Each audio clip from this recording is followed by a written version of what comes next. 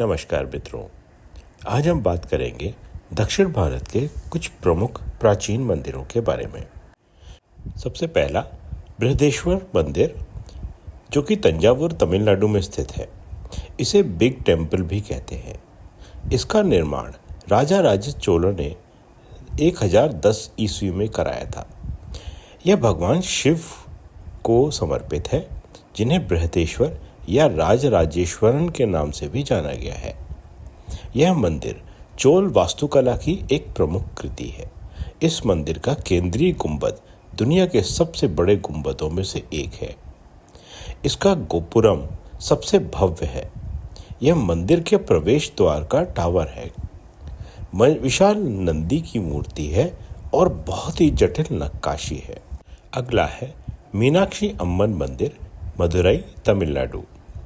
इसका निर्माण विभिन्न शासकों द्वारा कई शताब्दियों में, मुख्य संरचना तो 16वीं शताब्दी में राजा विश्वनाथ नायक द्वारा की गई थी, ने बनवाया।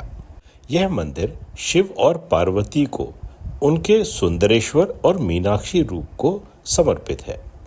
यह मंदिर अपनी सुंदर द्रविड़ वास्तुकला के लिए प्रसिद्ध है। यह भारत के सबसे बड़े और सबसे दार्शनिक मंदिरों में से एक है। मंदिर में 14 गोपुरम हैं, जिनमें भगवान और देवी की मूर्तियों से सजाए गए रंग बिरंगे चित्र हैं। इसमें कांच का हॉल है, जिसमें स्वर्ण कमल कुंड और 1000 स्तंभों वाला हॉल भी स्थित है। मंदिरों की बात हो और तिरुपति मंदिर की ना हो, यह कैसे हो सकता है? अगला मंदिर है तिरुपति मंदिर, आंध्र प्रदेश।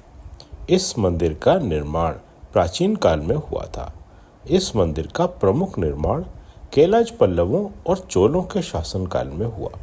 भगवान वेंकटेश्वर को श्रीनिवासा विष्णु श्री वेंकटेश्वर स्वामी के नाम से पूजा जाता है। इस मंदिर को वेंकटेश्वर स्वामी मंदिर के नाम से भी जाना जाता है। मंदिर में एक भव्य गोपुरम, जो कि मुख्य प्रवेश द्वार होता है जो आकर्षक नक्काशी से सुसज्जित है। तिरुपति मंदिर भारत के 4 धामों में से एक है। 4 धामों अर्थात बद्रीनाथ, द्वारका, पुरी और तिरुपति। यहाँ हर साल ब्रह्मोत्सव जैसी धार्मिक उत्सव भी मनाए जाते हैं, जिसमें श्री वेंकटेश्वर की रथ यात्रा निकलती है। मंदिर में सोने, चांदी और अन्य आभूषणों की भारी मात्रा में भक्त अर्पित करते हैं। यह मंदिर वैकुंठ द्वार के रूप में प्रसिद्ध है। अगला मंदिर है रामनाथ स्वामी मंदिर, रामेश्वरम, तमिलनाडु। इसका निर्माण विभिन्न शासकों द्वारा, खासकर पांड्य राज्यों द्वारा 12वीं शताब्दी में कराया गया था। यह भगवान शिव, जिन्हें रामनाथ स्वामी के नाम से जाना जाता है, वहाँ पर यह माना जाता है कि भगवान राम ने रावण का वध करने के लिए इस मंदिर का निर्माण कराया था। किसी भी हिंदू मंदिर का सबसे लंबा गलियारा, सबसे ऊंचे गोपुरम और पवित्र कुएं इसी मंदिर में पाए जाते हैं। अगला मंदिर है कांचीपुरम मंदिर, कांचीपुरम, तमिलनाडु। इसका निर्माण पल्लव राजाओं द्वारा, मुख्य मंदिर तो 7वीं से 9वीं शताब्दी के बीच बना है, द्वारा करवाया गया था। मुख्य रूप से भगवान शिव और भगवान विष्णु को अर्पित है। कांचीपुरम को 1000 मंदिरों का शहर कहा जाता है और यह एक प्रमुख तीर्थ स्थल है। यहाँ कुछ प्रसिद्ध मंदिरों में कांची कपालेश्वर, वरदराज पेरुमल और एक मीनेश्वर मंदिर शामिल है। इस मंदिर की भव्य वास्तुकला, खूबसूरत मूर्तियाँ और बहुत ही शांत वातावरण बहुत ही मशहूर है। अगला मंदिर है कांची कपालेश्वर मंदिर, कांचीपुरम, तमिलनाडु। इसका निर्माण पल्लव राजाओं द्वारा 7वीं शताब्दी में कराया गया था।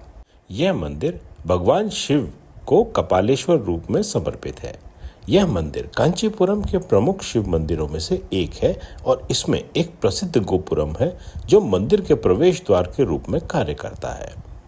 मंदिर के भीतर स्थित प्राचीन नक्काशी और मूर्तियां यहाँ एक प्रमुख आकर्षण है। अगला है नालंदर मंदिर, पौंडीचेरी। इसका निर्माण चोल साम्राज्य द्वारा कराया गया था। यह मंदिर भगवान शिव को समर्पित है। यह मंदिर पौंडीचेरी क्षेत्र में स्थित एक महत्वपूर्ण मंदिर है, जो चोल काल की कला का उदाहरण देता है। अगला मंदिर है पद्मनाभ स्वामी मंदिर, तिरुवनंतपुरम, केरल। इसका निर्माण चोल और पल्लव राजाओं के समय में हुआ था। इसका प्रमुख विकास तिरुवितांकूर राज्य के राजाओं द्वारा किया गया। मुख्य मंदिर की संरचना 18वीं शताब्दी में राजा मार्तंड वर्मा के समय में पूरी हुई। यह मंदिर भगवान विष्णु के पद्मनाभ स्वामी रूप को समर्पित है। मंदिर में भगवान विष्णु की शयन मुद्रा में मूर्ति है, जिसमें भगवान विष्णु नाग की शैया पर सोते हुए दिखाए गए हैं। इस मंदिर का खजाना भी विश्व प्रसिद्ध है। 2011 में जब मंदिर के तहखानों को खोला गया तो उसमें भारी मात्रा में सोने, चांदी, आभूषण और बहुमूल्य रत्न मिले थे। अगला मंदिर है चामुंडेश्वरी मंदिर, मैसूर, कर्नाटका। यह मंदिर माता चामुंडेश्वरी को समर्पित है, अर्थात दुर्गा माता को। यह मंदिर लगभग 1000 साल पुराना माना जाता है और होयसाल एवं विजयनगर राजाओं द्वारा संरक्षित किया गया था। मंदिर के रास्ते में एक विशाल नंदी की मूर्ति है जो 15 फीट ऊंची और 24 फीट लंबी है। यहाँ पे 1000 सीढ़ियाँ हैं। मंदिर तक पहुँचने के लिए आपको इन सीढ़ियों पर चढ़ना पड़ता है। अगला मंदिर है तिरुपनकुंद्रम मंदिर, मदुरई, तमिलनाडु। यह भगवान मुरुगन स्वामी को समर्पित है, अर्थात कार्तिकेय जी को। दक्षिण भारत के 6 प्रमुख मुरुगन मंदिरों में से एक माना जाता है।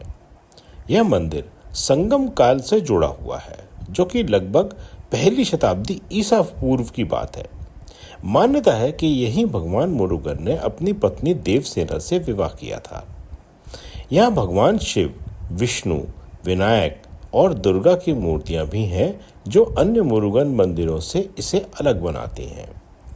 मंदिर में एक 150 फीट ऊंचा गोपुरम, जो मुख्य मूर्तियों और नक्काशियों से सुसज्जित है। गर्भगृह एक ही पत्थर को तराशकर बनाया गया है। ऐसा कहा जाता है कि इंद्र ने अपनी बेटी देवसेना का विवाह भगवान मुरुगन से यहीं करवाया था। अगला मंदिर है विट्ठल मंदिर, हम्पी, कर्नाटका। यह मंदिर भगवान विट्ठल को समर्पित है, अर्थात भगवान विष्णु को। यह मंदिर 15वीं शताब्दी में विजयनगर साम्राज्य के राजा देवराय द्वितीय द्वारा बनवाया गया था। बाद में कृष्णदेव राय ने इसे और भव्य बनवाया। मंदिर का निर्माण पूरा नहीं हो सका, लेकिन फिर भी इसकी सुंदरता अद्भुत है। यहाँ के संगीतमय स्तंभ अद्भुत हैं। इन्हें थपथपाने से संगीत की ध्वनियाँ निकलती हैं। आज भी बहुत सारे वैज्ञानिक यह देखकर अचंभित हैं कि पत्थर के स्तंभों से किस प्रकार से ध्वनि निकल रही है। ऐसा माना जाता है कि भगवान विट्ठल यहाँ आए थे, लेकिन जब उन्होंने देखा कि यह स्थान बहुत भव्य है तो वे वापस पंढरपुर लौट गए। मंदिर को इसलिए छोड़ दिया गया और इसे कभी संपूर्ण मंदिर के रूप में नहीं देखा गया। अगला मंदिर है श्री रंगनाथ स्वामी मंदिर, श्रीरंगपट्टनम, कर्नाटका।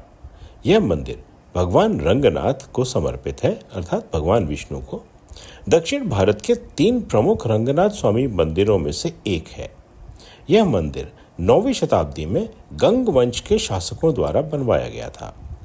यह मंदिर कावेरी नदी के बीच स्थित श्रीरंगपट्टनम द्वीप पर बना हुआ है और मान्यता है कि भगवान विष्णु शेषनाग पर योग निद्रा में श्रीरंगपट्टनम में विश्राम कर रहे हैं।